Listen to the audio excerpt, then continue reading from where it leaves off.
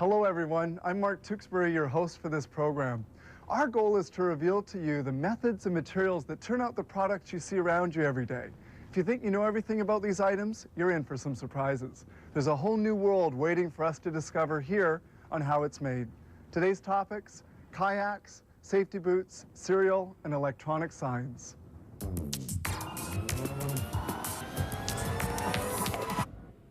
It's a therapeutic deadly poison. Seems contradictory, but that's the case with certain snake venoms used in homeopathic medicine. Several years ago, they discovered snake venom was an excellent anticoagulant. The cobras, for instance, has analgesic properties and is very useful in treating certain tumors. Who knew?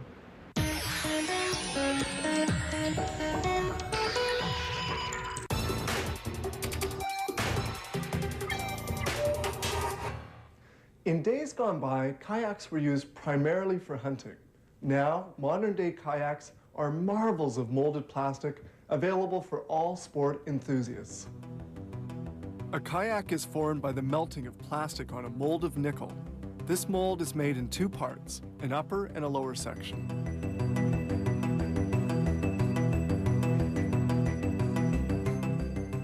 The surface of the mold is perfectly smooth and has a mirror finish that guarantees an excellent luster.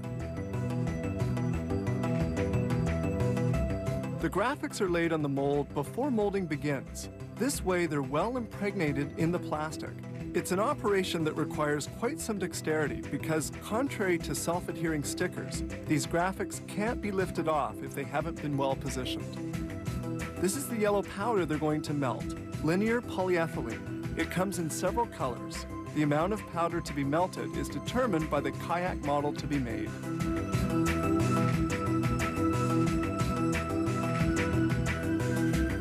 At the same time, in other molds, they're going to fabricate other parts of the kayak, such as the baggage compartment cover, the central support, and seats. The polyethylene is poured into the mold, which is then closed. All the other molds are closed as well.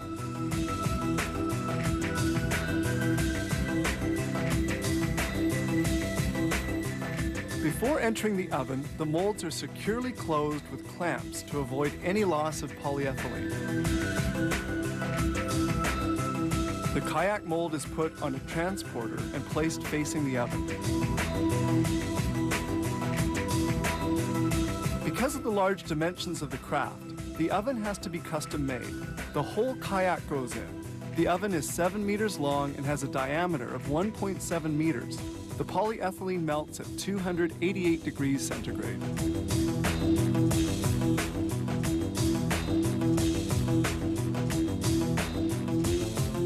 To completely distribute the powder throughout the mold, it pivots on several axes. It turns on itself while the oven oscillates 30 degrees towards the front and rear. This procedure is termed rock and roll and lasts 19 minutes. Cooking is now over and the mold exits the oven, but the plastic has to cool in order to solidify.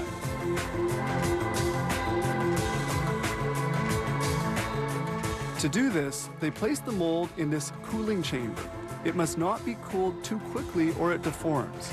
A 4.8 meter kayak can lose up to 15 centimeters of its length.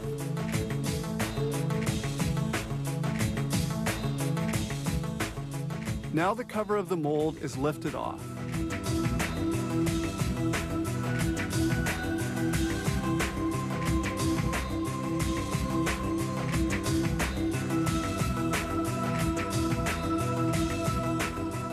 Then they unmold the cover and the other small parts. The kayak is finally unmolded. Now they can proceed to machining it.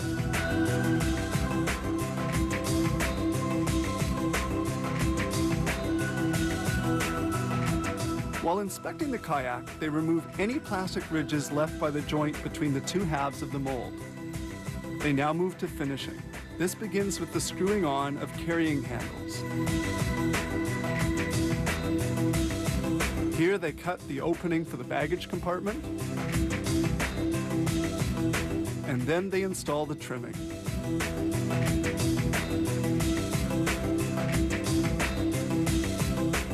The The central support is positioned.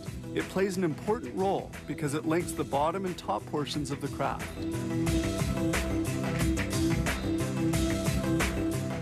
All that remains to be done now is to finish the baggage compartment. They attach fasteners, then put the cover in place and hold it down with a retaining strap.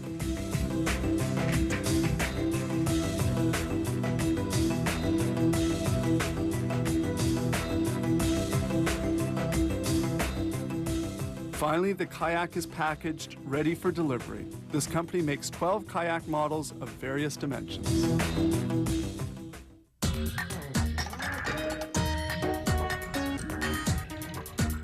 Drop a hammer or something heavy on the job, you may not be on the job the next day. But if you're wearing a pair of sturdy work boots, chances are you'll be just fine. Work boots are made from cowhide, which has undergone mineral tanning and finishing tanning. A waterproofing treatment completes the preparation. Let's follow the process. This machine is a shaver. It evens up the hide and opens its pores before it receives other appropriate treatments.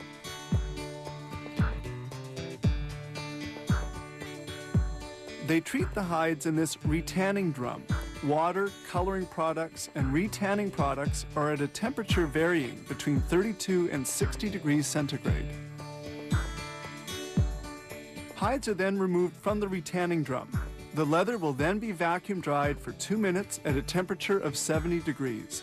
Then the hide will be hung for 24 to 48 hours. Here the hide is stretched on a vacuum drying plate. It's evened out to get rid of any creases.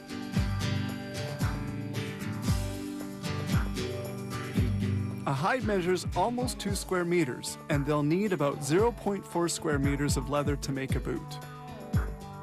They begin cutting the boot parts. This punch, with the help of a press, cuts the different pieces of leather. They also cut brown fabric pieces, the interior lining of the boot, made from a foam base and woven polyester fibers. This paring machine thins the edges before they're sewn. During the cutting, each piece of leather is identified by its size.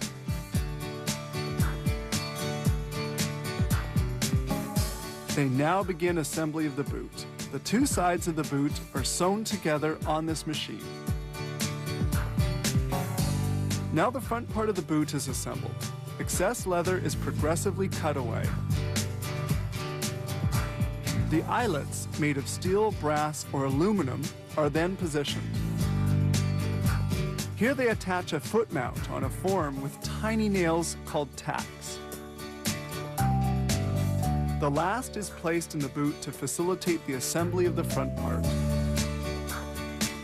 This carding machine removes any unevenness at the level of the lining before proceeding to the next step. They now install the tempered steel toe cap. The lining is pulled, they insert the cap and fix it well in place.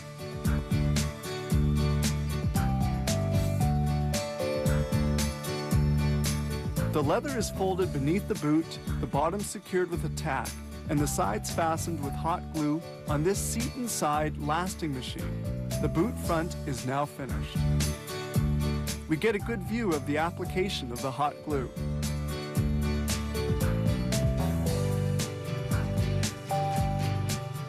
At this stage, they remove the last, installed at the beginning. It's no longer needed.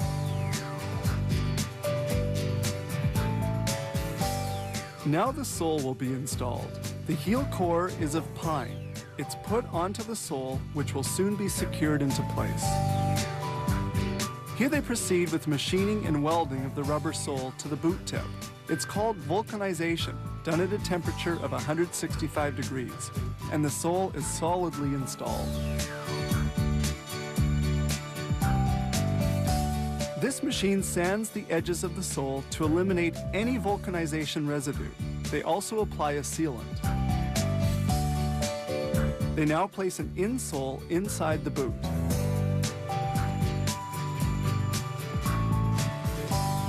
Here they install the laces and stitch on the labels. The boots now leave for the packaging area.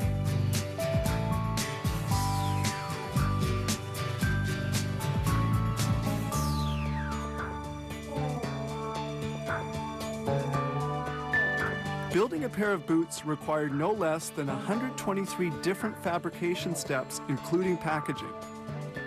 Each pair needs 101 meters of nylon, cotton, and polyester threads, and close to a square meter of thick and rugged leather.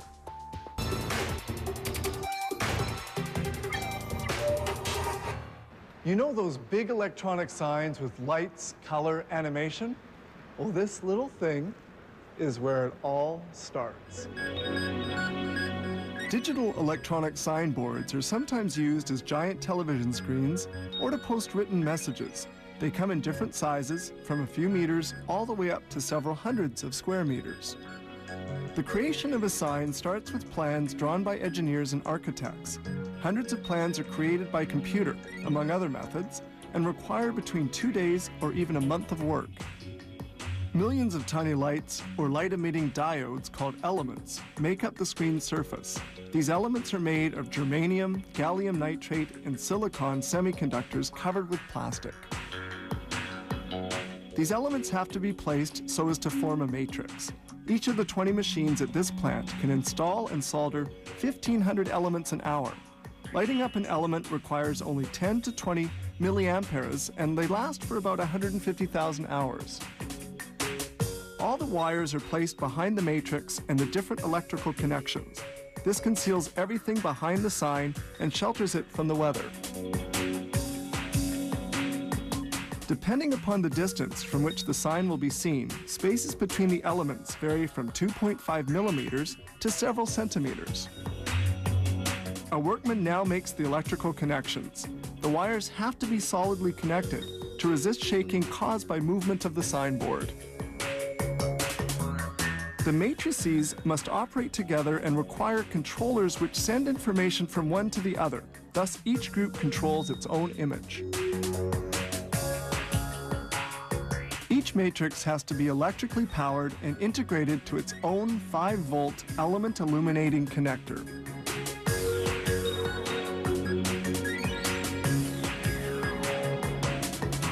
Sometimes the matrices are made in 2 pieces, one supporting the elements and the other having the components. In this case, it simply requires 2 cards to establish the contact.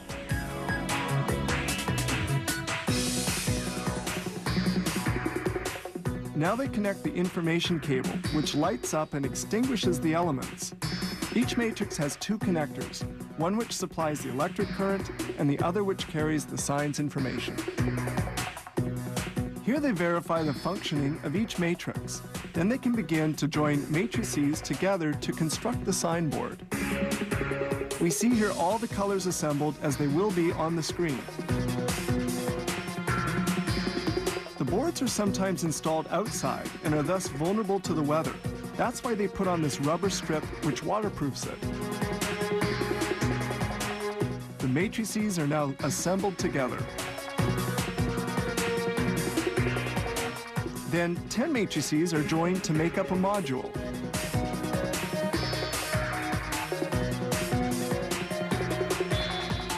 At this stage, they insert the signboard conductor.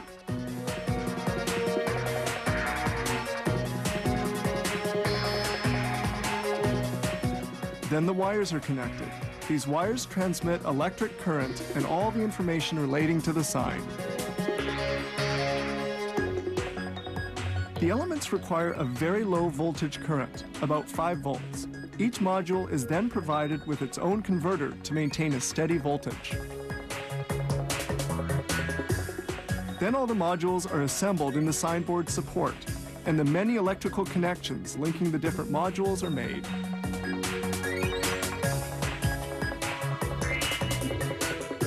This gigantic signboard is a composition of 35 modules and 12 matrices. The signboard is almost finished. They now check the color, the luminosity, and the resolution of the screen.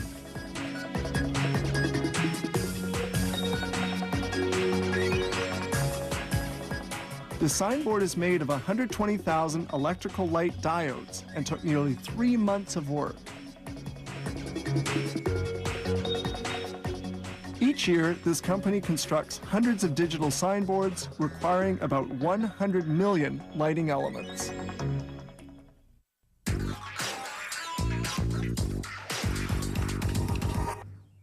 I've never been an early riser, but hey, I've got to eat. So I have a bowl for breakfast, a snack bar on the run. Thankfully, the goodness of cereal comes in many forms.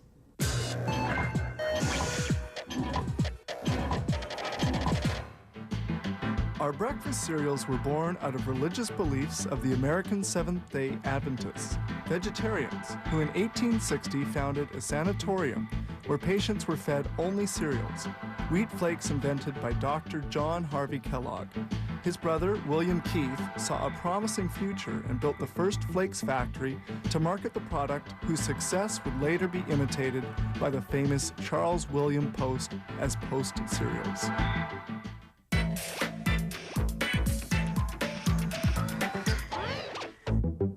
The making of frosted corn flakes starts in this cooker. The corn kernels are cooked here for 2 hours and 20 minutes.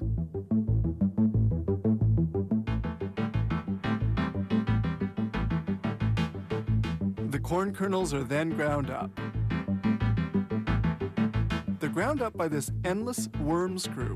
It also determines the number of kilos of kernels needed to make up a cereal recipe. The ground corn is next dried in a dryer unit, an important step before they're cooked. To give them their nice flat shape, the corn kernels are crushed in the flake roller. 2 rollers turn opposite to each other, and the kernels fall into the constricted space between them. The flakes then fall onto this conveyor, and the next step will be cooking. The flakes arrive at the cooking oven. They're shaken to make sure they will be uniformly browned. The flakes exit the oven well browned. Then they fall into this chute and head in the direction of the next step. This vibrating conveyor sorts the flakes and retains only the right-sized ones. This drum mixes the flakes and sprays them with a sweet solution boiling at 230 degrees centigrade. The sweet solution is dried, and a rake uniformly spreads out the frosted flakes on the canvas. Now they add in vitamins. The cereals are placed into this rotating drum. The vitamins are sprayed onto the flakes by a series of jets. The cereals are now finished, and they head toward the packaging site. This packager fills the bags with cereal. It handles between 40 and 45 bags a minute before they head off for final packaging. This plant doesn't only make cereals, it also makes soft cereal bars. This kneader mixes the ingredients, oat flakes, rice, and syrup. The preparation is mixed twice a minute. When well mixed, the preparation is poured into a large container. They will now proceed with the molding of the bars.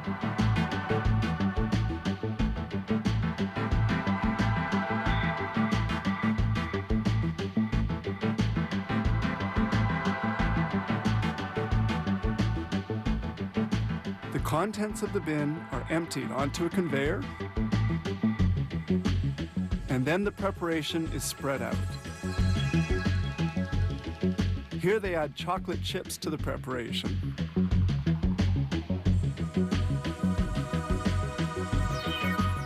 The mix is compressed to the desired bar thickness by this roller. The bar separator then divides the mix into 35 equal strips. And then a guillotine cuts the bars to their proper length.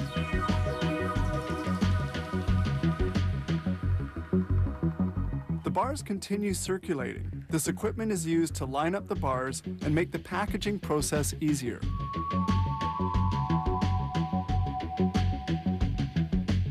Side by side, the bars are here turned so that they run one behind the other. This roller applies a delicious caramel fondant to the bars. This caramel fondant then cools and sets.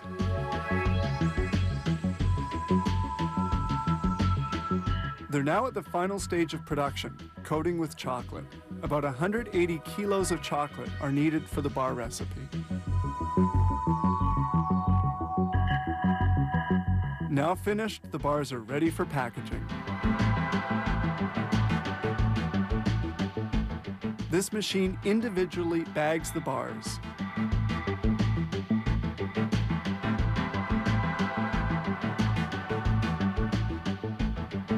Finally, they proceed with the packaging. These tasty bars will be enjoyed by children as well as adults.